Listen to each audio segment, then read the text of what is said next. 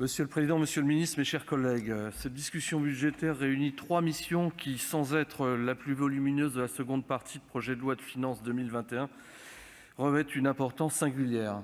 Car en effet, d'une grande diversité, ces crédits nous tous indispensables au bon fonctionnement de notre État de droit. Ils visent à garantir aux pouvoirs publics, aux organes chargés de leur contrôle, ainsi qu'aux autorités indépendantes qui s'assurent du respect d'un certain nombre de libertés individuelles, les moyens nécessaires à leur action. Je m'efforcerai, dans ce temps qui m'est imparti, de m'en tenir à quelques remarques. Je souhaite tout d'abord véritablement saluer et souligner le renforcement des moyens alloués à l'Agence nationale de la sécurité des systèmes d'information. En effet, une partie des crédits sera consacrée au financement de l'installation d'un site à Rennes afin de constituer un pôle de compétences en matière de cyberdéfense. Cette nouvelle antenne permettra d'accueillir 200 agents. Je me félicite donc de ces crédits indispensables pour notre stratégie en matière de cyberdéfense, enjeu ô combien essentiel en ces temps actuels. Un autre budget sur lequel je souhaite m'arrêter à cet instant est celui des juridictions administratives.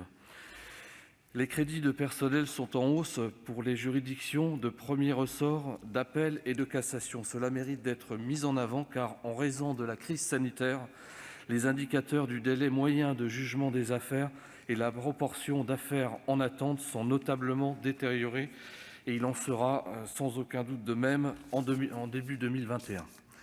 Je souhaite donc saluer le renforcement des effectifs dans les juridictions administratives et financières. 28 ETP supplémentaires viendront grossir les rangs de ces juridictions administratives. Quant aux juridictions financières, elles gagneront 5 ETP, ce qui permettra notamment de préparer le mandat de la Cour des comptes en tant que certificateur des comptes de l'ONU pour la période 2022-2028. En effet, la Cour des comptes et les juridictions financières ont moins souffert des conséquences de la crise sanitaire puisque leurs modes de fonctionnement sont davantage dématérialisés.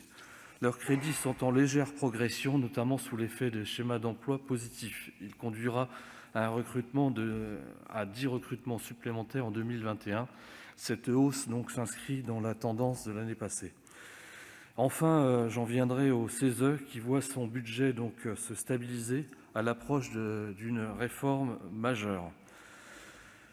La réduction du nombre de membres du CESE permettra une baisse des dépenses liées aux indemnités des conseillers économiques qui seront absolument nécessaires pour mettre en œuvre les nouvelles prérogatives du Conseil, notamment en matière de participation citoyenne.